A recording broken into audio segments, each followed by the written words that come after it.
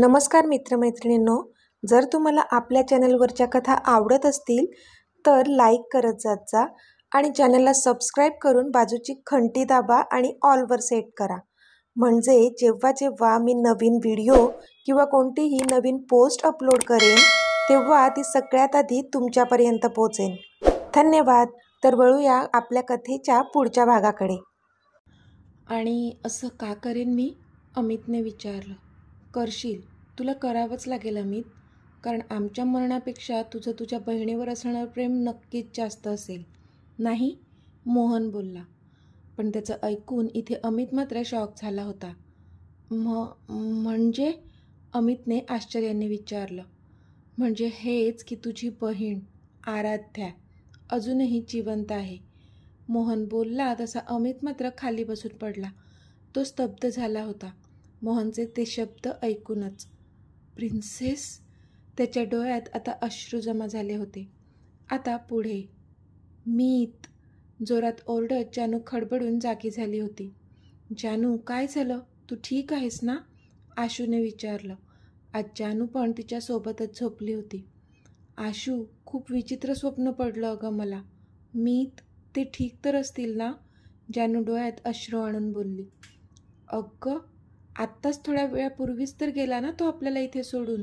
बराच असेल तो, तू काळजी नको करू, आशू तिला समजावत बोलली. हो तेच ना, कधीपासून त्यांच्याच विचारात तर होते मी. आजचा दिवस किती छान गेला माझा. आमचं पुन्हा लग्न होणार आहे आणि हे पण पूर्ण दिवस माझ्या जवळच होते. त्याच सुखद क्षणांचा विचार करतच मी झोपी गेलेले ना. असं म्हणतात, आपण जो विचार करतो तेच आपल्याला स्वप्नात दिसत असतं. मग आत्ता मला चांगलंच स्वप्न पडायला हवं होतं ना. पण हे असं स्वप्न का पडलं असेल? माझ्या मीतच्या डोळ्यात अश्रू होते अगं. मी नाही पाहू शकत त्यांना असं, जानू बोलली. जानू, तू काय पाहिलं स्वप्नात? आशूने विचारलं. मला जास्त काही आठवत नाही आहे, पण मीत, ते खूप जास्त दुःखात वाटत होते. अशी कोणती तरी गोष्ट आहे ज्यासाठी ते तळमळत आहेत असं वाटत होतं, जानू बोलली. तशी आशू विचार करू लागली की अशी कोणती गोष्ट असेल ज्यासाठी अमित इतका हळवा झाला असेल. कारण त्याची सगळ्यात प्रिय व्यक्ती तर जानू आणि त्याची मुलं होती, जी ह्या क्षणी सुरक्षित जागी होती. मग अजून कोणती गोष्ट असू शकते? तू जास्त विचार करत बसू नको. आपण अमितला कॉल करूया का? म्हणजे तुला बरं वाटेल, आशूने विचारलं. नको, मीत ना नको, ते उगाच काळजी करतील. तू रॉनी सरांना कॉल करून विचार ना. ते त्यांच्यासोबत असतील तर ते सांगतील आपल्याला.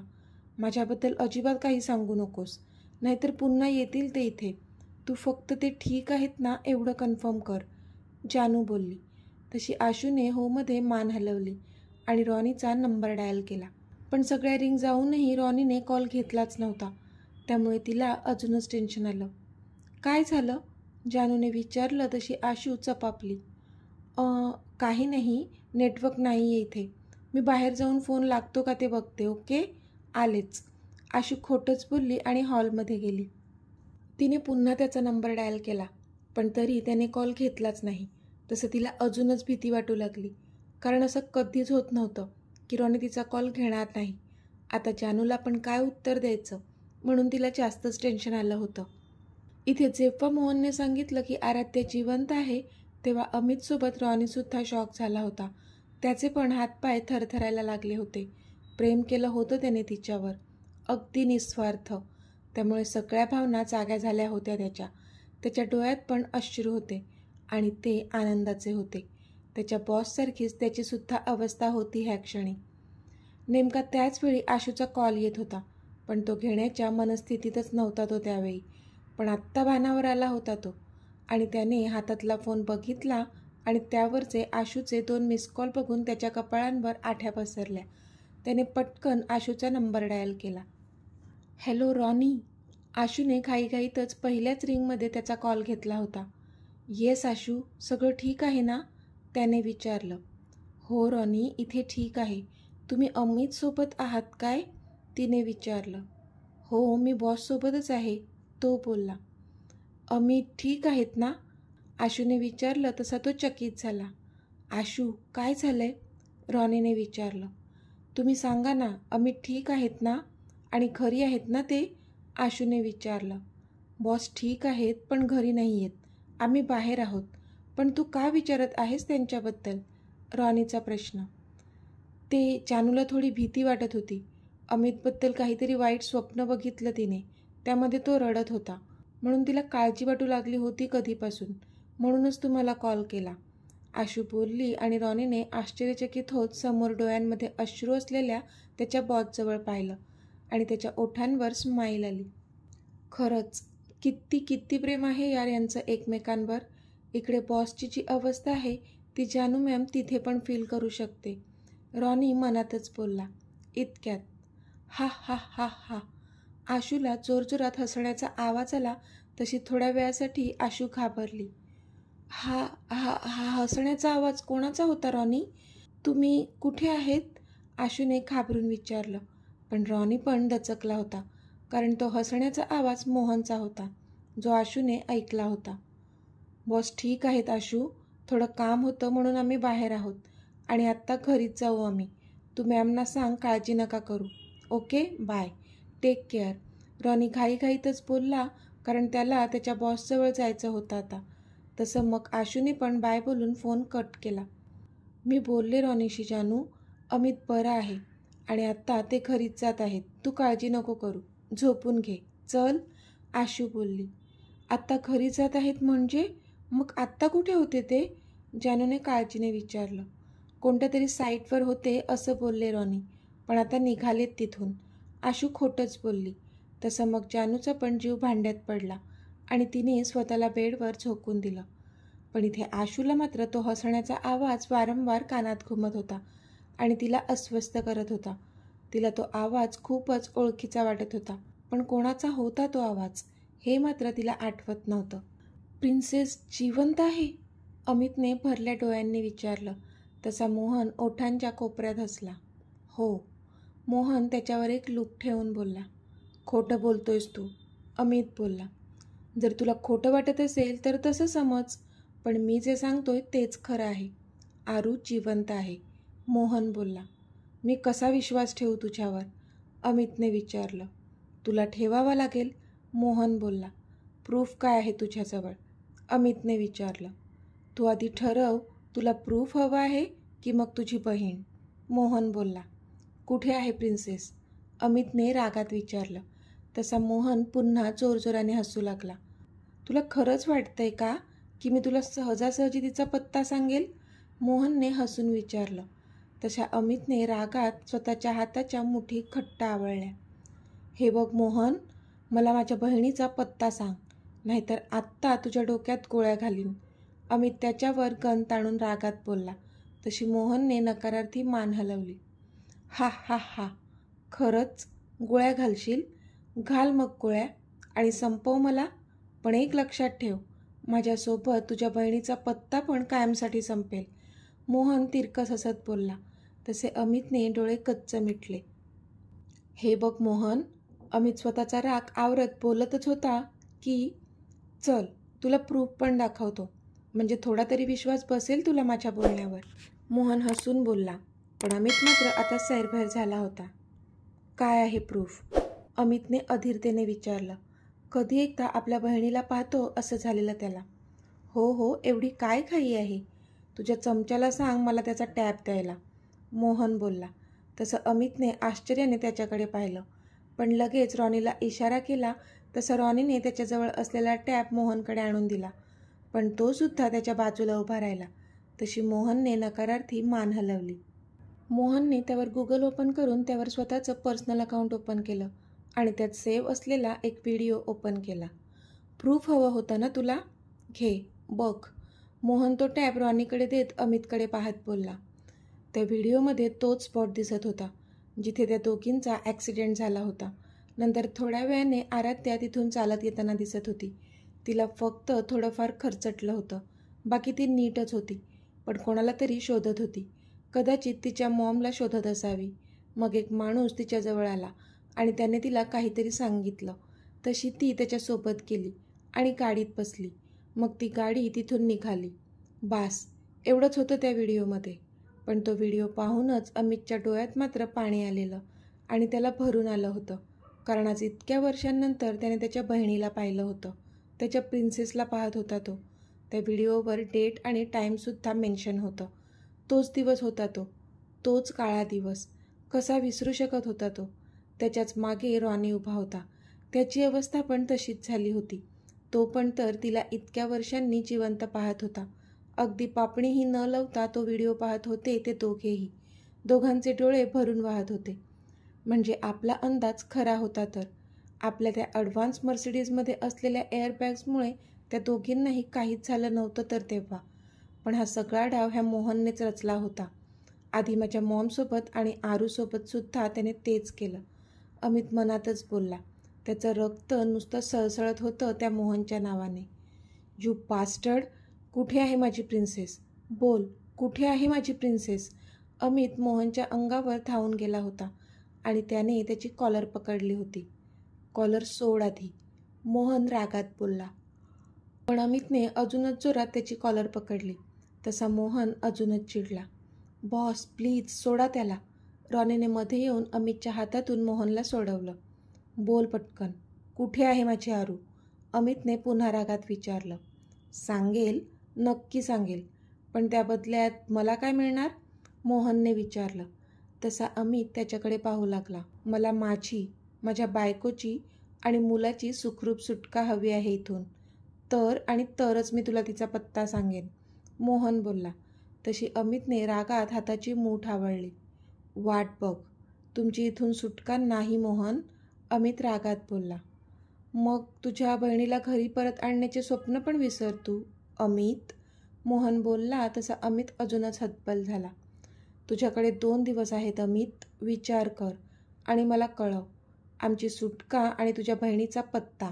नाहीतर 3ऱ्या दिवशी येऊन आम्हाला मारून टाक आणि तुझ्या बहिणीकडे पोहोचण्याचा शेवटचा चान्स पण घालवून टाक. कारण तू आकाश पाताळ जरी एक केलं ना तरी तुझ्या बहिणीला शोधू शकणार नाही.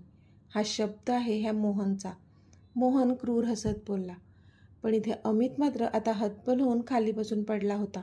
त्याला त्याची आरू तर हवी होतीच. ह्या नराधमांना पण सोडायचं नव्हतं त्याला, कोणत्याच किमतीवर नाही. म्हणून तो आता द्विधा मनस्थितीत अडकला होता.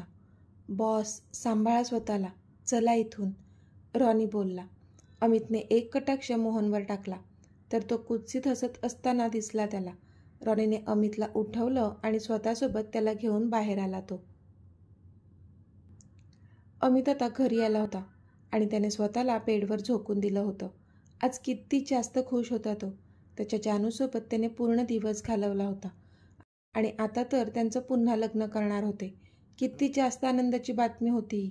सगळंच तर त्याच्या मनासारखं घडत होतं. पण आत्ता ह्या क्षणी मात्र त्याची मनस्थिती सुन्न झाली होती. कारण थोड्याच वेळापूर्वी त्याला कळलं होतं की त्याची बहीण, त्याची प्रिन्सेस जिवंत आहे आणि त्या गोष्टीचा त्याला खूप जास्त आनंद झाला होता. पण ती कुठे आहे हे मात्र त्याला माहीत नव्हतं. आणि त्या मोहनने तिच्यासोबत काय केलं असेल हा विचार करूनच त्याला अस्वस्थ व्हायला लागलं होतं. कारण त्या मोहनने त्याच्या मॉमची केलेली अवस्था त्याने पाहिली होती. ते तर जानूमुळे त्याला त्याची मॉम पुन्हा परत मिळाली होती. पण आत्ता जर आरूसोबत पण त्याने तसंच काही केलं असेल तर ती ठीक तर असेल ना? त्याने काही चुकीचं तर केलं नसेल ना तिच्यासोबत? विचार करूनच त्याचं डोकं बधीर झालं होतं. आत्ताच्या आत्ता त्या मोहनला धाड गोळ्या घालाव्या असं वाटत होतं त्याला. पण ते पण करू शकत नव्हता तो. कारण स्वतःच्या बहिणीच्या बदल्यात तो त्यांची सुटका मागत होता. त्या मोहन आणि त्याच्या मुलाने त्याच्या फॅमिलीला दिलेला त्रासच एवढा होता की त्यांना कोणत्याच किमतीवर तो सोडू शकत नव्हता. पण हेही तेवढंच खरं होतं की त्यांच्यावर जेवढा त्याचा राग होता त्याच्या कितीतरी पटीने प्रेम होतं त्याच्या आरूवर, जिच्यावर तो असे 56 मोहन राज्याध्यक्ष ओवाळून टाकू शकत होता. विचार करत करतच त्याला झोप लागली.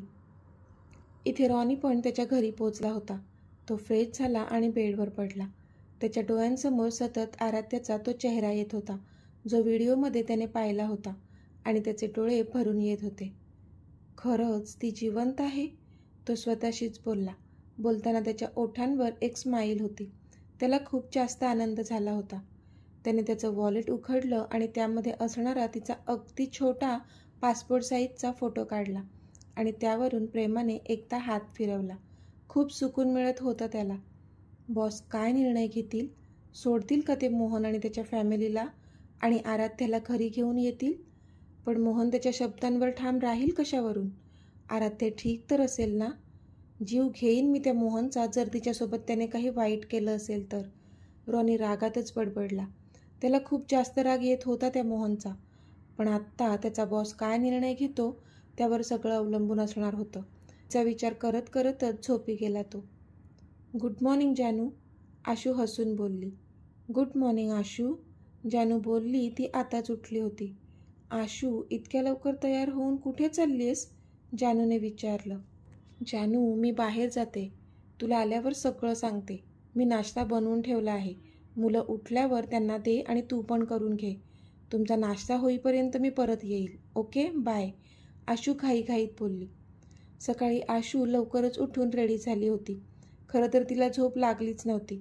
सतत काल फोनवर ऐकलेलं ते क्रूर हसू तिला कसली तरी आठवण करून देत होतं. पण कसली ते तिला कळत नव्हतं. तो आवाज नक्कीच ओळखीचा होता.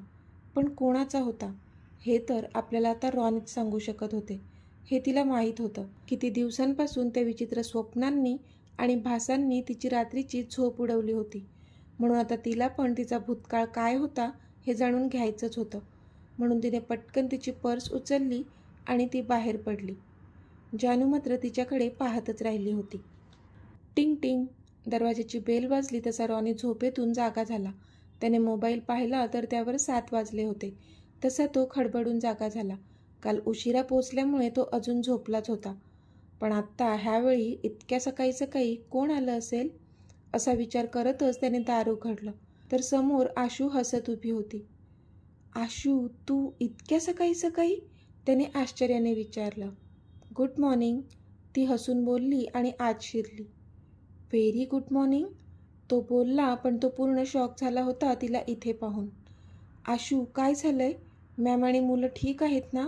तू अशी सकाळी सकाळी इथे? त्याने काळजीने विचारलं. सगळं ठीक आहे रॉनी, डोंट पॅनिक. मी तुला भेटायला आली आहे. खरंच, मी नाही येऊ शकत का?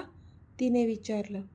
असं काही नाही, तू येऊ शकतेस केव्हाही, तो बोलला. तशी हसली ती. तू बैस, मी आलोच फ्रेश होऊन, तो बोलला. तशी तिने होमध्ये मान हलवली आणि मग तो फ्रेश व्हायला बाथरूममध्ये गेला. ती मात्र त्याची बेडरूम बघत होती. त्याने बेडवरची चादर तशीच ठेवली होती. तिने हसून ती चादर उचलली आणि घडी घातली तिची.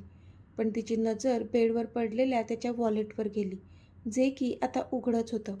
तिने ते हातात घेतलं आणि बाजूच्या टेबलवर ठेवणार तोच त्यामध्ये असणाऱ्या आराध्याच्या फोटोवर तिची नजर पडली आणि ती तो फोटो पाहतच राहिली. तर मित्रमैत्रिणींनो, आजचा भाग तुम्हाला कसा वाटला ते मला कमेंटमध्ये सांगा. आणि जर आवडला असेल तर व्हिडिओला लाईक करा, शेअर करा आणि चॅनलला सबस्क्राईब करून बाजूची घंटी नक्की दाबा. चला तर भेटूया आपल्या पुढच्या भागात. तोपर्यंत धन्यवाद.